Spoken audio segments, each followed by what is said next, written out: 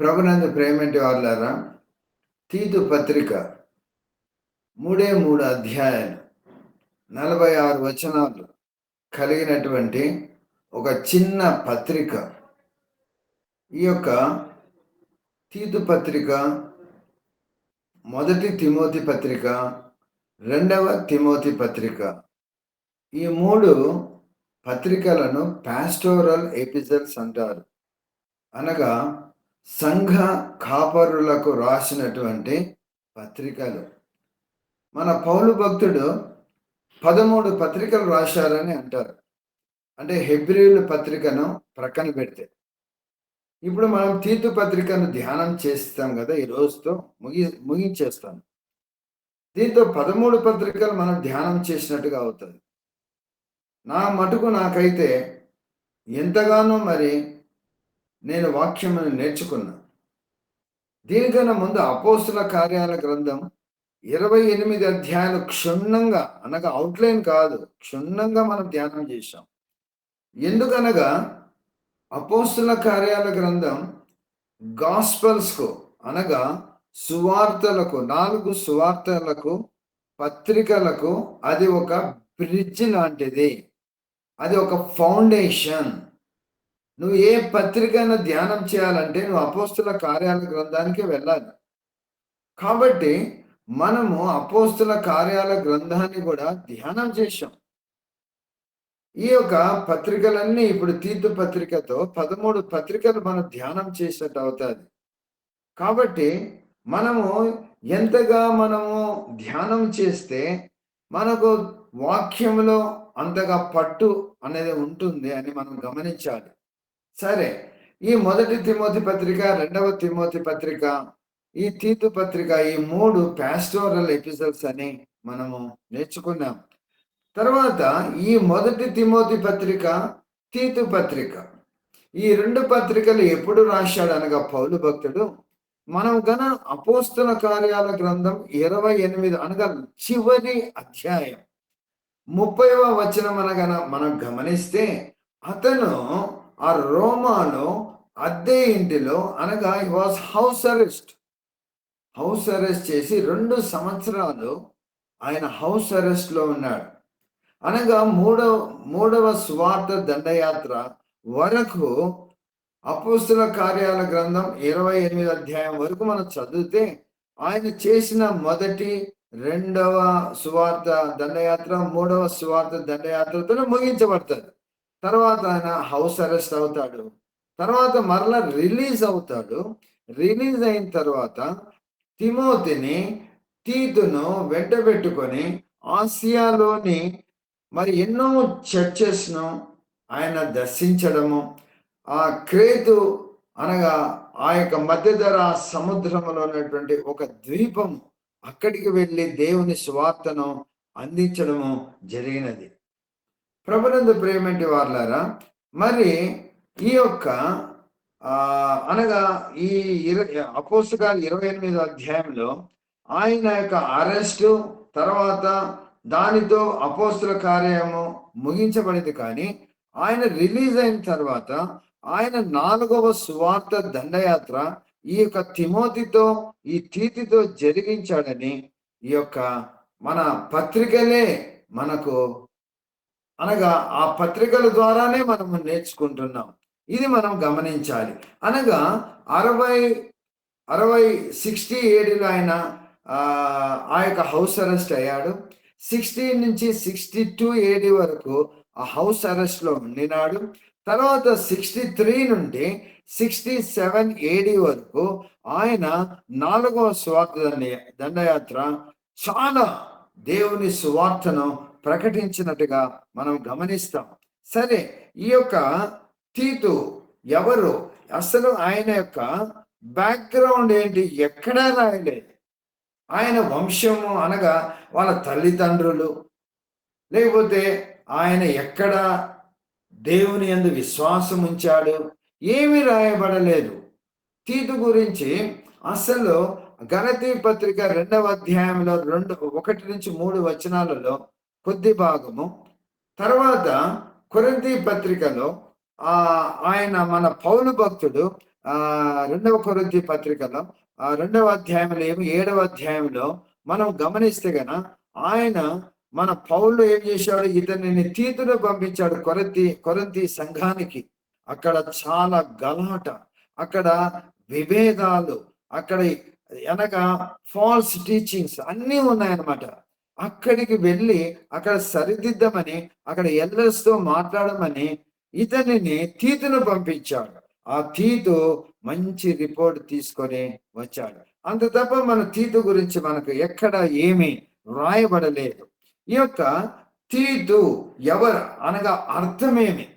నేను చెబుతున్నటువంటి బ్యాక్గ్రౌండ్ అనగా ఈ ఇంట్రడక్షన్ లోని ఈ తీతు పత్రిక యొక్క థీమ్ అనగా భావం ఏమి, ఎందుకు పౌలు భక్తుడు తీతుకు ఈ పత్రిక రాశాడు. 3 అధ్యాయాలు 46 వచనాలు అనగా మొదటి అధ్యాయంలో 16 వచనాలు, 2వ అధ్యాయంలో 15 వచనాలు, 3వ అధ్యాయంలో 15 వచనాలు ఏమి గురించి రాశాడు అని మనం క్లుప్తంగా ఇంట్రొడక్షన్ లోనే మనకు మొత్తం తీతు పత్రిక గురించి అర్థమవుతుంది. తీతు, టైటస్ అంటారు ఇంగ్లీష్ లో. What is the meaning of Titus అనగా ఆనర్డ్ అనగా గౌరవ పరచబడిన వాడు అని. అంతేకాకుండా ఇంగ్లీష్ లో వెనరబుల్, విఈఎన్ఈ, మళ్ళా జాగ్రత్తగా, ఎందుకంటే ప్రొనౌన్సియేషన్ జాగ్రత్తగా ఉండాలి. వెనరబుల్ అనగా a great deal of respect, especially because of age, wisdom, character. అనగా చాలా వారి యొక్క వయసును బట్టి లేకపోతే ఆయన జ్ఞానమును బట్టి వారికి గొప్ప రెస్పెక్ట్ ఇవ్వడం అన్నటువంటి మాట వెనరబుల్ అనేది. కాబట్టి టైటస్ అంటే అర్థం ఏమనగా గౌరవపరచబడిన, లేకపోతే గొప్ప అంటే అతనికి గొప్పగా రెస్పెక్ట్ ఇవ్వడము అనే అర్థం వస్తుంది. ఇది మనం గమనించాలి. తర్వాత ఈ యొక్క తీతు అతను ఎవరనగా గ్రీకు దేశమునకు చెందినటువంటి వాడు. అతడు ఒక అన్యుడు. అతడు యేసు ప్రభునందు విశ్వాసం ఉంచినట్టుగా మనకు కనబడతాడు. తీతు పత్రిక ఒకసారి మనము తీద్దాము. గలతీ పత్రిక 2వ అధ్యాయము 1 నుంచి నేను చదువుతున్నాను. అనగా తీతు గురించి వ్రాయబడినటువంటి ఒక 2 మాటలు నేను చదువుతున్నాను. అటుపిమ్మట 2వ అధ్యాయము 1వ వచనం నుంచి, అటుపిమ్మట 14 సంవత్సరములైన తరువాత నేను తీతును వెంట పెట్టుకొని బర్నబాతో కూడా యెరూషలేముకు తిరిగి వెళ్ళి తిని, దేవ దర్శన ప్రకారమే వెళ్ళి తిని, మరియు నా ప్రయాసం వ్యర్థమవునేమో లేక వ్యర్థమైపోయినదేమో అని నేను అన్ని జనులలో ప్రకటించుచున్న సువార్తను వారికి ప్రత్యేకముగా ఎన్నికైన వారికి విశదపరిచితిని. అయినను నాతో కూడా ఉన్న తీతు గ్రీకు దేశస్థుడైనను అతడు సున్నతి పొందుటకు బలవంతపడలేదు. అతడు గ్రీకు దేశస్థుడు, అతడు సున్నతి పొందుటకు బలవంతపడలేదు. ఎందుకు బలవంతపడలేదు? ఎందుకు? తిమోతిని బాగా గమనించాలి. తిమోతికి ఆయన సున్నతి చేయించాడు.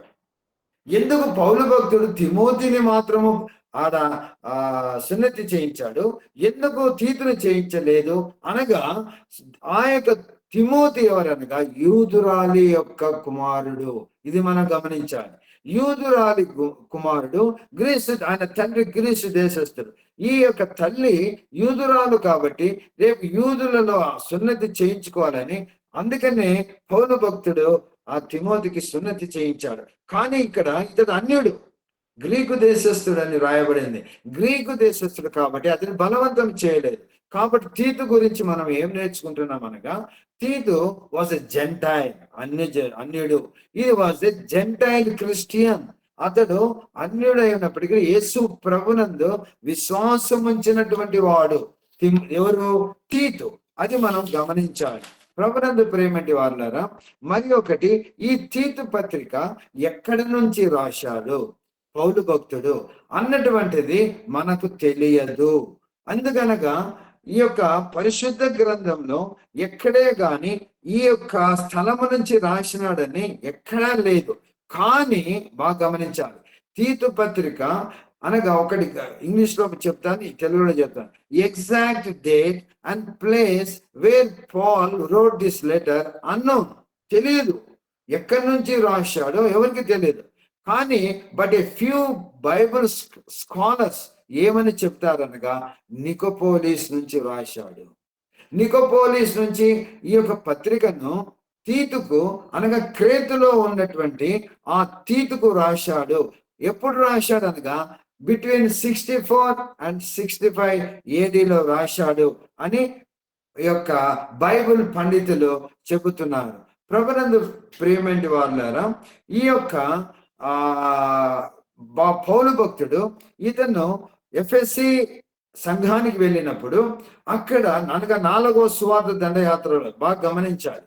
4వ సువార్త దండయాత్రలో ఈ యొక్క ఎఫ్ఎస్సి ఆ యొక్క పట్టణంకి వెళ్ళినప్పుడు అక్కడ ఎవరిని వదిలేశాడు?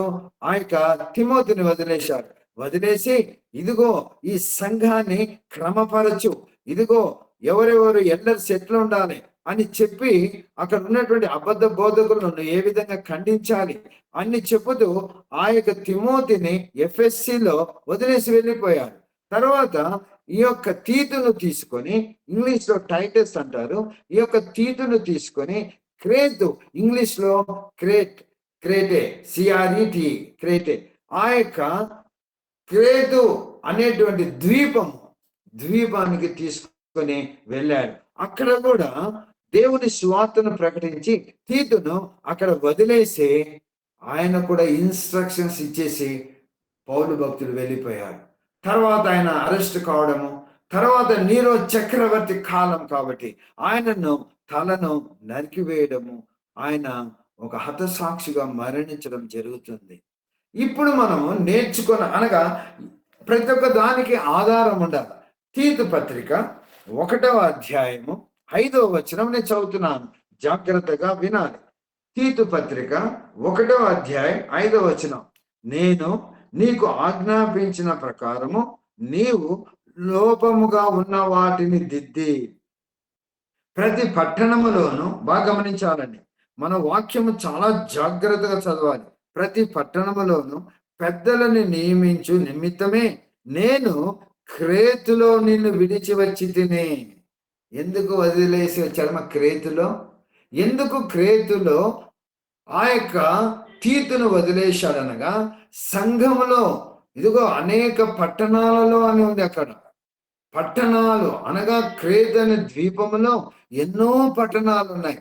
ఆ పట్టణాలకు వెళ్ళి సంఘములో ఏమనాల పెద్దలను నియమించి క్రమపరచు అని ఎవరికి చెప్తున్నాడు? తీతుకు చెప్తున్నాడు. లెటర్ రాస్తున్నాడు. ఎవరికి? మన తీతుకు. ఇది మనం గమనించాలి. ఇప్పుడు నెక్స్ట్ మనం నేర్చుకోవాల్సింది, ఈ క్రేతు అనేటువంటి ద్వీపము ఎక్కడుంది? ఈ క్రేతు అనే ద్వీపము ఎక్కడుంది? ఎంత విశాలమైనది?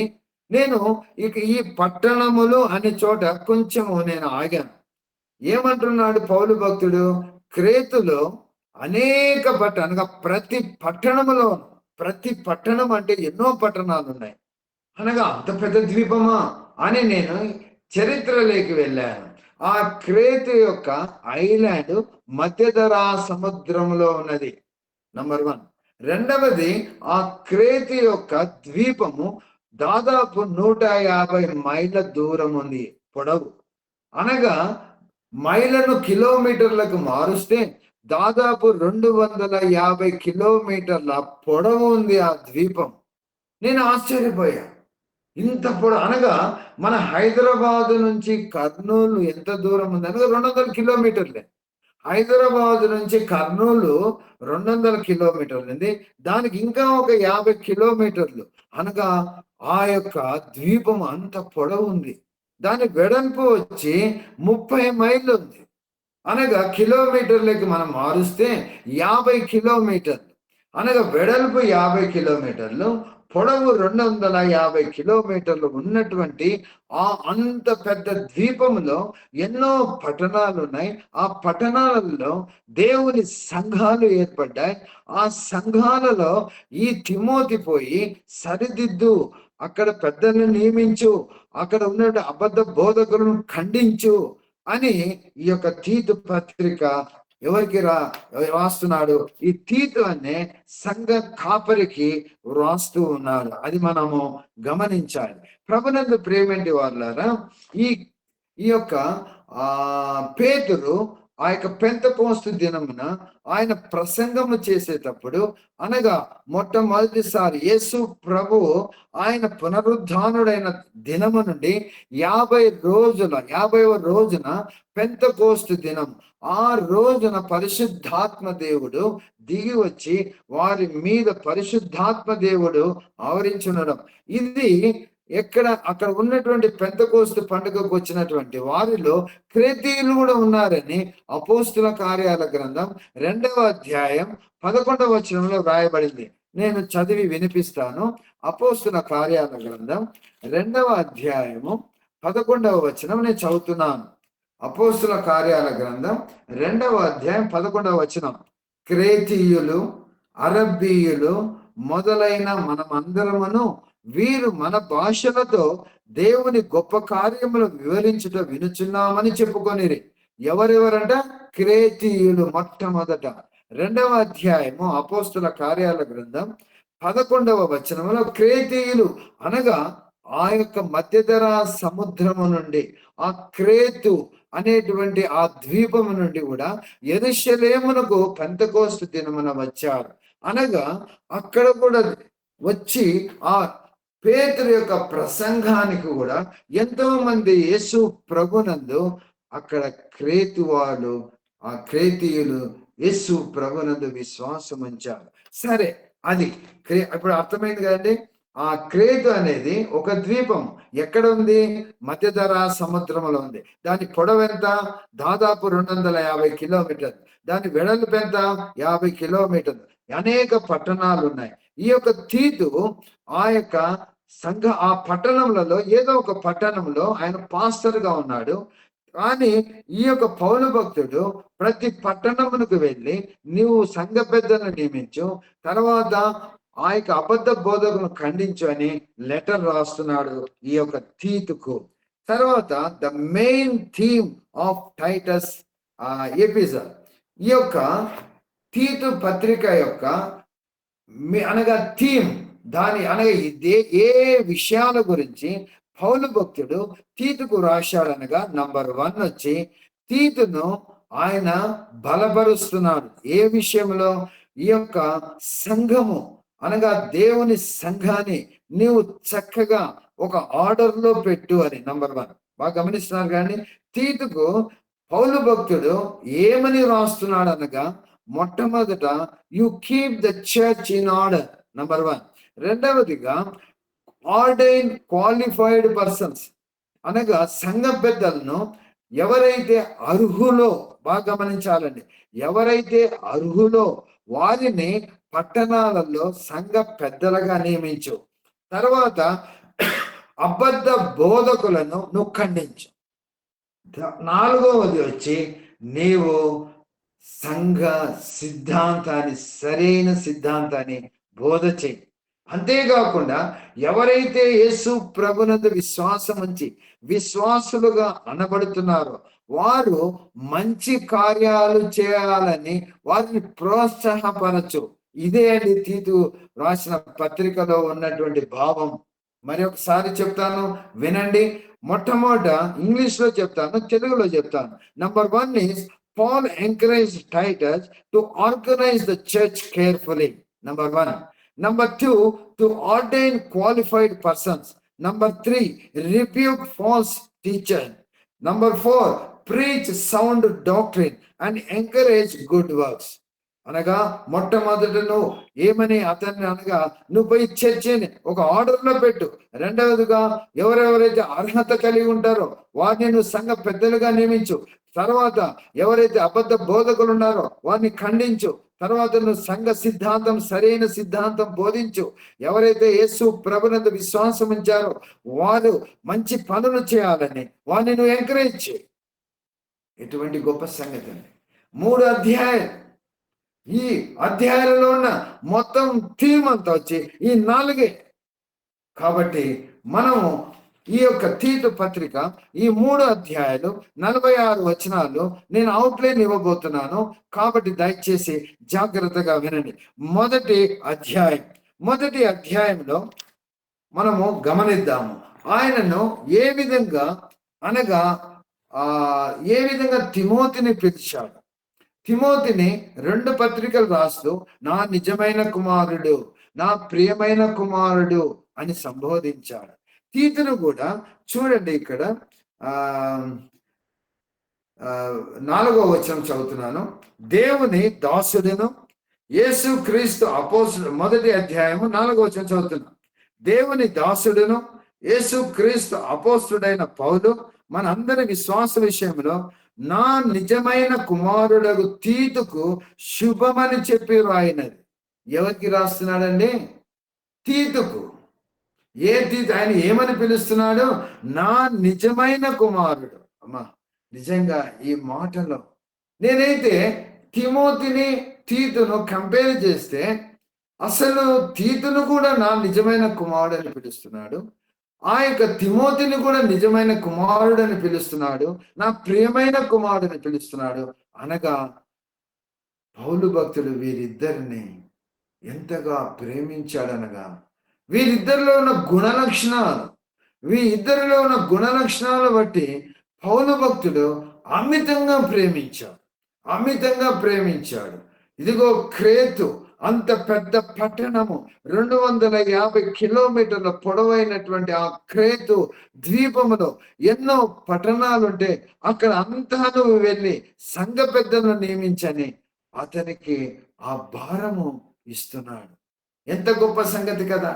ఎందుకనగా అందుకే నా నిజమైన కుమారుడు అంటున్నాడు. కాబట్టి ఆత్మీయ కుమారుడు, ఈ యొక్క ఆత్మీయ కుమారుడు అయినటువంటి ఈ తీతుకు ఈ పత్రిక రాస్తున్నాడు. 5వ వచనం నేను చదువుతున్నాను, గమనించండి. 1వ అధ్యాయం 5వ వచనం. నేను నీకు ఆజ్ఞాపించిన ప్రకారము నీవు లోపముగా ఉన్న వాటిని దిద్ది ప్రతి పట్టణములోనూ పెద్దలను నియమించు నిమిత్తమే నేను క్రేతులో నేను విడిచాను.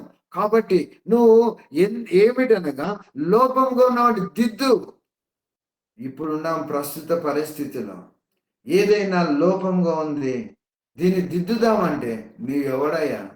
నీవెవడు? అసలు భయమే లేదండి.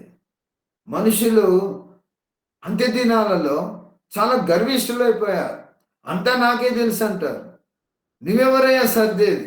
అరే, సంఘము కొద్దిగా పొరపాటులో పోతున్నది, ఈ సంఘము ఈ విధంగా ఉండాలా, వాక్యానుసారంగా ఉండాలా అని చెప్పితే నువ్వు గమ్ముగుండు. ఏమనంటే నువ్వు గమ్ముండు. చాలా బాధకరం.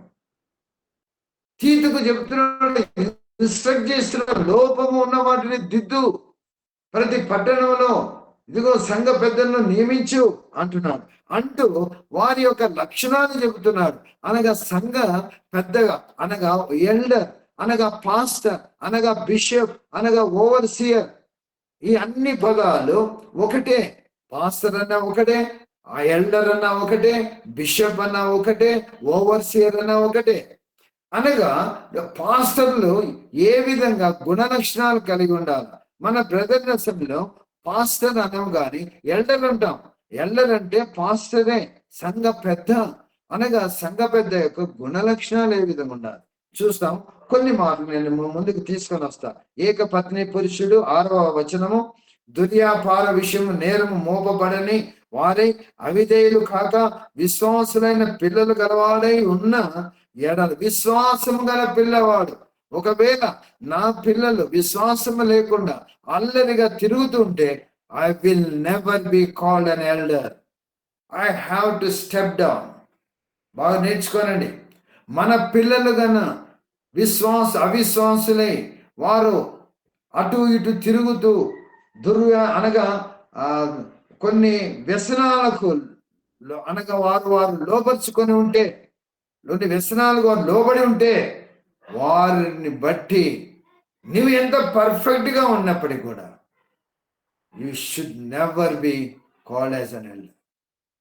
ఇది చాలా మన ఖండితమైనది దేవుని వాక్యం. అనగా సంఘాన్ని ఏలని వాడు, కుటుంబాన్ని ఏలని వాడు సంఘముని ఏలను. దేవుని వాక్యం ఉంది కదా తిమోతి పత్రికలో. సంఘాన్ని అనగా నువ్వు సంఘాన్ని ఏలాలంటే కుటుంబాన్ని ఏలాలి సరిగ్గా.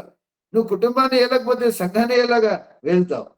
తర్వాత చూడండి, 7వ వచనం చదువుతున్నాను. ఎందుకనగా అధ్యక్షుడు దేవుని గృహ నిర్వాహకుని వలె నిందారహితుడై ఉండవలేను. అతడు స్వేచ్ఛాపరుడును ముక్కోపియు, అండర్లైన్ చేసుకోండి, ముక్కోపియు మద్యపానీయము కొట్టువాడును దుర్లాభము అపేక్షించువాడును కాక. ముక్కోపి ఎల్లరెప్పుడు కామ్గా, ముక్కోపి ఉండకూడదు. ఎవరన్నా అంటే అయిపోయి ఇంకా పాపం అక్కడ ఉన్నటువంటి విశ్వాసులు నీతో మాట్లాడలే. ముక్కోపి ఉండకూడదు. కొందరు అంటారు, ఏంటి ఆ బ్రదర్ అంతా ఎవరు తిట్టినా ఏం చేసినా ఏది అట్టుంటాడు, ఆయనకి ఏం రోషం లేదంటారు. ఉండకూడదు అంటున్నాడు వాక్యం. ఉండకూడదు, ముక్కోపి ఉండకూడదు. ఏ విధంగా ఉండాలో తెలుసా? అతిథి ప్రియుడును, 8వ వచనం, అతిథి ప్రియుడును, సజ్జన ప్రియుడును, స్వస్థ బుద్ధి గలవాడును, నీతిమంతుడును, పవిత్రుడును, ఆశా నిగ్రహము గలవాడై ఉండాలి. అమ్మా, మనకి ఇన్ని క్వాలిటీస్ ఉన్నాను. ఒక ఎల్డర్గా నువ్వు అనబడుతున్నావంటే, ఒక ఎల్డర్గా నువ్వు సంఘములో చలామణి అవ్వాలంటే నీకు ఈ క్యారెక్టర్స్ ఉండాలి. ఈ క్యారెక్టర్స్ లేకపోతే కన్నా you will never be called as an elder. జాగ్రత్తగా ఉండాలి. తీతుకు రాస్తున్నాడు, ఎవడైనా ముక్కోపిండి తీసిపడే ఒక్కకు అని. ఎవడైనా వాడు ఆ విధంగా ఉన్నాడు తీసిపడే అంటారు. అది 8వ వచనం 9వ వచనం తర్వాత 8వ వచనం వరకు. 9వ వచనంలో కరెక్ట్ డాక్ట్రిన్ నువ్వు చెప్పు అనగా, ఎటువంటి డాక్ట్రిన్? నేనైతే నీకు ఏది బోధించాను అనగా, విశ్వాసం వల్లనే మనం నీతిమంతులుగా అవుతాం. అది పౌలు భక్తుడు నేర్పినటువంటి సత్యం. పౌలు భక్తుడికి దేవుడే ఆయన అనగా చెప్పినటువంటి ఆ మాటలే మనకు చెప్పాడు. అనగా ఏ విధంగా అనగా, నువ్వు ఏ విధంగా నేనైతే సంఘం యొక్క సిద్ధాంతాన్ని తెలుపుతున్నానో ఆ సిద్ధాంతమే నువ్వు చెప్పాలి. చూడండి 9వ వచనం నేను చదువుతున్నాను. 9వ వచనం, తాను హితబోధ విషయమై, హితబోధ అంటే కరెక్ట్ డాక్ట్రిన్, జనులను హెచ్చరించుటకును, ఎదురాడు వారి మాట ఖండించుటకును శక్తి గల వాడుకున్నట్లు ఉపదేశమును అనుసరించి నమ్మదగిన బోధను గట్టిగా చేపట్టుకొని వాడే ఉండవాలి. అనగా ఏదైతే సత్యమైన ఆ యొక్క సిద్ధాంతం. కొందరు ఉన్నారు ఆ కాలంలో, అరే లేదయ్యా సున్నతి చేయించుకోవాలి, సున్నతి చేయించుకుంటేనే రక్షింపబడతాడు.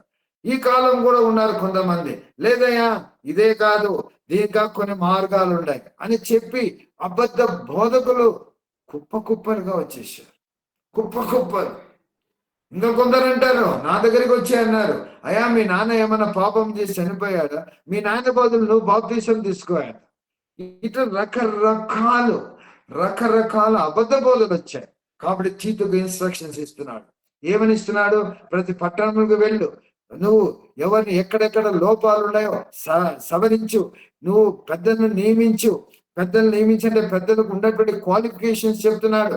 అంతేకాకుండా ఈ 9 వచనంలో ఏం చెప్తాడగా, హితబోధ అనగా కరెక్ట్ డాక్ట్రిన్ ను చెప్పాలి.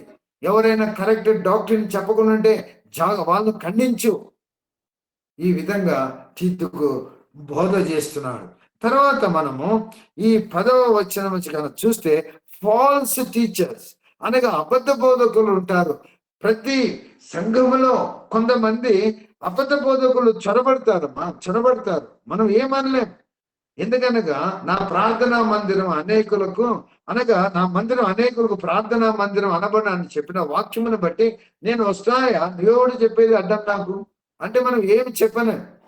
అలాగా సంఘాలలో దూరుతారు.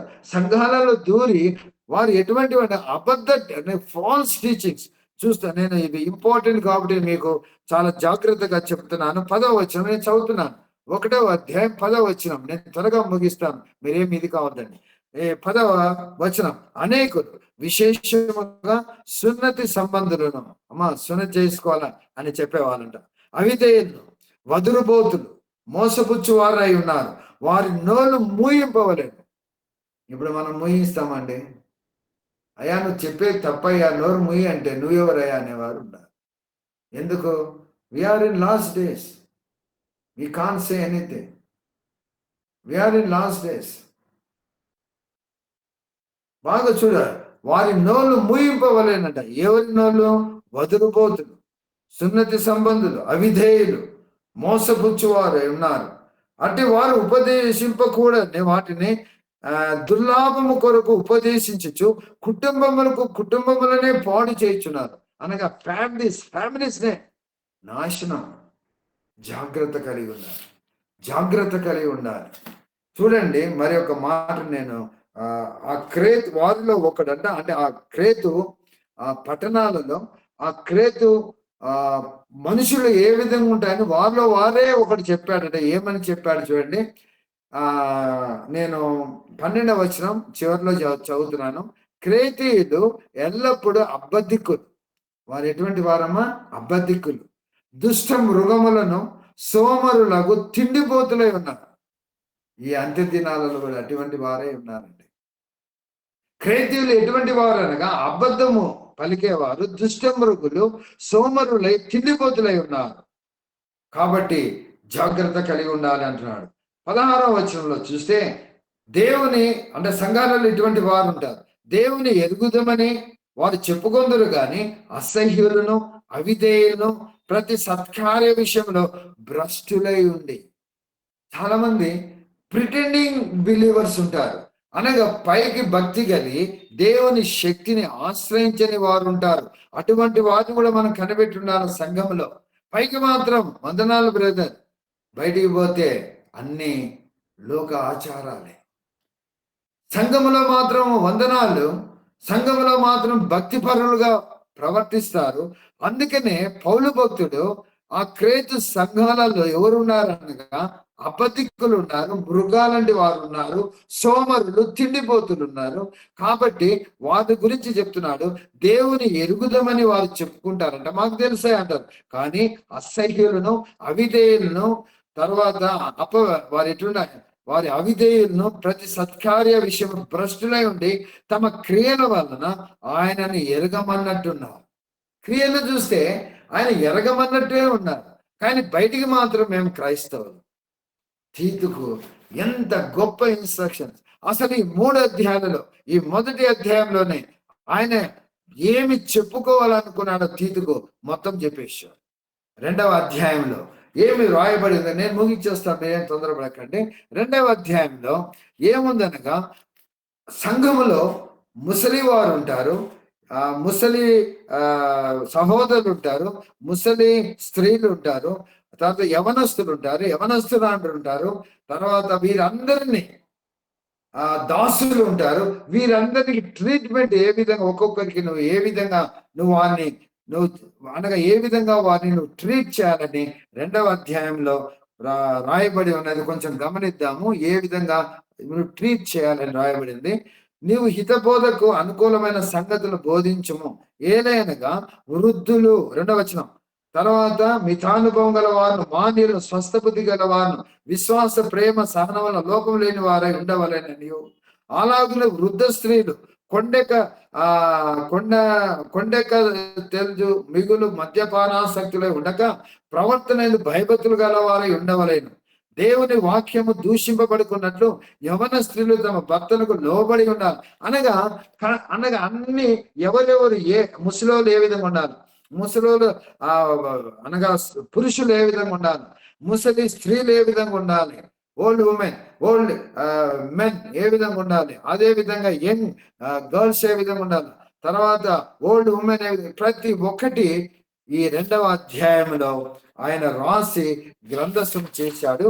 తర్వాత 2వ అధ్యాయము 11 నుంచి కన్నా చూస్తే కన్నా 2వ అధ్యాయము 11 నుంచి చూస్తే the power of the grace, అనగా కృప యొక్క శక్తిని గురించి రాశాడు. 11వ వచనం నుంచి, ఏలైనగా సమస్త మనుషులకు రక్షణకరమైన దేవుని కృప ప్రత్యక్షమై మనము భక్తిహీనతను, ఇహలోక సంబంధమైన దురాశను విసర్జించి శుభప్రదమైన నిరీక్షణ నిమిత్తము, అనగా మహాదేవుడును మన రక్షణైన యేసుక్రీస్తు మహిమ యొక్క ప్రత్యక్ష కొరకు ఎదురు చూచుచు ఈ లోకంలో స్వస్థ బుద్ధితోనూ నీతితోనూ భక్తితోనూ బ్రతుకుచుండవలని మనకు బోధించుచున్నది. అనగా నువ్వు ఏ విధంగా కృపచేత రక్షింపబడ్డావు కదా, తర్వాత నువ్వు ఏ విధంగా నీ యొక్క జీవితం ఉండాలి అని ఇక్కడ రాయడం జరిగింది. దేవుని కృప యొక్క శక్తి, ఏ విధంగా ఉంది, ఆ కృప వలన మనం ఏ విధంగా మార్చబడ్డాము అని రాయబడింది. 3వ అధ్యాయంలోకి మనం వస్తే గన 3వ అధ్యాయంలో దైవ సంబంధమైన బ్రతుకు బాగా గమనించారు. గాడ్లీ లివింగ్ అనగా ఎవరైతే యేసు ప్రభునందు విశ్వాసం ఉంచారో వారి యొక్క బ్రతుకు they have to live in godly way అనగా దైవ సంబంధంగా దేవుని ఆజ్ఞలు పాటిస్తూ దేవునికి దగ్గరగా జీవించాలి అని 3వ అధ్యాయంలో దాదాపు 8వ వచనం వరకు అదే రాయబడింది. కొన్ని మాటలు నేను చదువుతాను చూడండి. ఆ 2వ వచనంలో ప్రతి సత్కార్యం చేయుటకును సిద్ధపడి ఉండవాలని మనుషులందరి ఎడల సంపూర్ణమైన సాత్వికమును కనపరచుచు ఎవరిని దూషింపక జగడమాడని వారును శాంతులై ఉండాలి. These are all godly behaviour, godly living అనగా జగడమాడకూడదు, ఎవరితో కొట్లాడకూడదు, ఎవడో వాడు వీడేవాడు. ఎల్డర్కు అటువంటి లక్షణాలే ఉండకూడదు. ఎల్డర్కే కాదు, బిలీవర్స్ కూడా. నువ్వు సంఘంలో ఒక విశ్వాసం అయితే ఈ మాటలు నీకు నాకు హెచ్చరింపబడుతున్నాయి. ఏమంటున్నాడు చూడు, సంపూర్ణమైన సాత్వికమును కనపరచుచు ఎవరిని దూషింపక జగడమాడని వారును శాంతులై ఉండవలను. ఇది మనం గమనించాలి. ఇది అనగా మనం శాంతి ఎప్పుడు చూసినా జగడమాడకుండా జాగ్రత్తగా మనం ఉండాలి. ఎవరైతే యేసు ప్రభునందు విశ్వాసం ఉంచాలి. అందుకనే గాడ్లీ లివింగ్ 3rd చాప్టర్లో when you believed in Jesus Christ you must live in a godly living అనగా దైవము సంబంధమైన బ్రతుకు నీలో ఉండాలి. తర్వాత 8 నుంచి 11 వచనము కనుక చూస్తే నువ్వు ఎప్పుడైతే యేసు ప్రభునందు విశ్వాసం ఉంచావో నీలో నీతి క్రియలు కనబడాలి. నేను 5వ వచనం కూడా చదువుతున్నాను. మనం సరే 8వ వచనము నుంచే నేను చదువుతున్నాను. 8 నుంచి ఈ మాట నమ్మదగినది కనుక దేవుని యందు విశ్వాసం ఉంచిన వారు సత్క్రియలను శ్రద్ధగా చేయుటకు మనసు ఉంచినట్లు నీవి సంగతులను గురించి దృఢముగా చెప్పుచుండవలని కోరుచున్నాను. అయ్యా, క్రీస్తు సంఘములో ఉన్నటువంటి విశ్వాసులారా, ఏమంటే నువ్వు యేసు ప్రభునందు విశ్వాసం ఉంచినప్పటి నుంచి నీలో సత్క్రియలు కనబడాలి. మాటలు ఊరికే చెప్పడం కాదు. బీదలను కనికరించేవాడు యెహోవాకు అప్పిచ్చువాడు అని పుల్పీటు మీద నిలబడి చెప్పడం కాదు. లేకపోతే విశ్వాసులు కూడా ఆ మాటను అనడం కాదు. నువ్వు నిజముగా ఆ యొక్క బీదలేడలను కనికరం చూపుతున్నావా? నువ్వు నిజముగా ఎవరైతే అనగా హోమ్ ఫర్ ది ఏజ్, ఎంతో మంది అనగా పిల్లలు లేకుండా ముసలి వారై ఉంటారు, వారి ఎడల నువ్వేమైనా కనికరం నువ్వు చూపుతున్నావా? లేదు, చర్చిలో ఎంతో మంది బీదలు వస్తూ ఉంటారు, ఆ బీదలను కనకరించి వారికి ఏమైనా గుడ్డలు ఇస్తున్నావా? లేకపోతే ఏమైనా నీ జేబులో నుంచి ఒక 500 ఇస్తున్నావా? నీలో సత్క్రియలు ఉండాలి. ప్రతి సంఘములో బీదవారు ఉంటారు. అటువంటి బీదవారిని మనం కనిపెట్టి ఇదిగో ఒక జత గుడ్డలు, ఇదిగో ఒక 500 తీసుకో అనగా వారి యొక్క భక్తి జీవితం బట్టి కూడా మనం పోవాలి. కొందరు హిపోక్రేట్స్ ఉంటారు, కొందరు వారి జోలికి నేను మాట్లాడలేదు. ఎవరైతే నిజంగా దేవుని యందు విశ్వాసం ఉంచి ప్రతి ఆదివారం వచ్చి రొట్టె విరుస్తూ వారు దేవునికి సన్నిహితంగా బ్రతుకుతూ వారు బీదవారు ఉన్నప్పుడు వారిని నువ్వు కరుణించాలి, వారికి నువ్వు సహాయం చేయాలి, సత్క్రియలు నీలో కనబడాలి అని చెప్పడం జరుగుతుంది. ఎటువంటి గొప్ప సంగతి అండి! ఈ యొక్క తీతు పత్రిక 3 అధ్యాయాలలో 46 వచనములలో 6 సార్లు నువ్వు సత్క్రియలు చేయాలని మరి యొక్క 3 అధ్యాయాలలో 46 వచనాల్లో రాయబడింది. రాసుకునే వాళ్ళు రాసుకోనండి. 6 సార్లు సత్క్రియలు చేయాలి అని 3 అధ్యాయాలలో రాయబడింది. మొదటి అధ్యాయం 16 వచనం, 2వ అధ్యాయం 7వ వచనం, 2వ అధ్యాయం 14వ వచనం, 3వ అధ్యాయం 1వ వచనం, 3వ అధ్యాయం 8వ వచనం, 3వ అధ్యాయం 14వ వచనం. ఈ 6 వచనాలలో సత్క్రియలు చేయాలి అని పౌలు భక్తుడు తీతును హెచ్చరిస్తున్నాడు.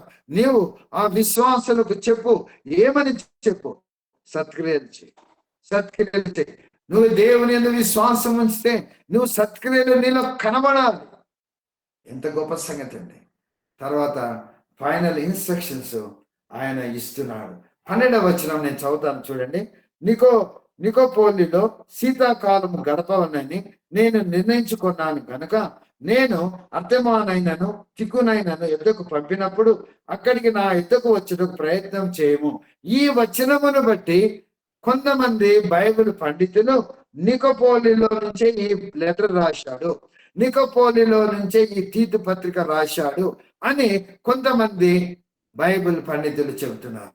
నికోపోలిలో శీతాకాలం గడపాలని నిర్ణయించుకున్నాను కనుక నేను అర్థమానైనను తిక్కినైనను యుద్ధకు పంపినప్పుడు అక్కడికి నా యుద్ధకు వచ్చిన ప్రయత్నము చేయము. తర్వాత ఆయన బెనెడిక్ట్ తర్వాత లాస్ట్ 15వ వచనంలో నా ఇద్దరు ఉన్న వారందరూ నీకు వందనములు చెప్పుచున్నారు, విశ్వాసమును బట్టి మమ్మల్ని ప్రేమించే వారికి మీకు వందనములు. ప్రభునందు ప్రేమేంటి వారులారా, 14వ వచనం కూడా చదువుతాను. మన వారును నిష్ఫలులు కాకుండా నిమిత్తము అవసరమును బట్టి సమయోచితముగా సత్క్రియలను శ్రద్ధగా చేయుటకు నేర్చుకొనవలెను. కాబట్టి ప్రభునందు ప్రేమేంటి వారులారా, ఈ యొక్క తీతు పత్రిక ముగించబడింది. తీతు పత్రిక 3 అధ్యాయాలు 46 వచనాలు అనగా క్లుప్తంగా ఇంట్రడక్షన్లోనే మనం మొత్తం నేర్చుకున్నాం. ఆ యొక్క క్రేతు అనేటువంటి ఐలాండ్ చాలా పెద్ద ఐలాండ్, ఎన్నో పట్టణాలు ఉన్నాయి. అక్కడ ఆయనను వదిలేశాడు పౌలు భక్తుడు. ఇదిగో చర్చిలో ఏమన్నా లోపాలుంటే సరిచేయి, అక్కడున్న ఎల్డర్స్ నువ్వు నియమించు, వారు ఎటువంటి క్వాలిటీస్ ఉండాలి, తర్వాత సత్యమైన బోధనను బోధించు, ఒకవేళ సత్యమైన బోధించుకుంటే వారిని నువ్వు ఖండించు. 2వ అధ్యాయంలో కూడా ఆయన అంటే సంఘములో ముసలోళ్ళు ఉంటారు, యవనస్తులు ఉంటారు, విధవరాళ్ళు ఉంటారు, వారిని నువ్వు ఏ విధంగా నువ్వు వారిని ట్రీట్ చేయాలని 2వ అధ్యాయంలో రాశాడు. అంతేకాకుండా 3వ అధ్యాయంలో ఏం రాశాడనగా గాడ్లీ లివింగ్, దైవ సంబంధమైన బ్రతుకు నీలో ఉండాలి. అంతేకాకుండా సత్క్రియలు నీలో కనబడాలి. ఎవరైతే విశ్వాసులు ఉన్నారో సత్క్రియలు కనబడాలని రాశాడు. దేవుడి యొక్క వాక్యమును దీవించునుగాక.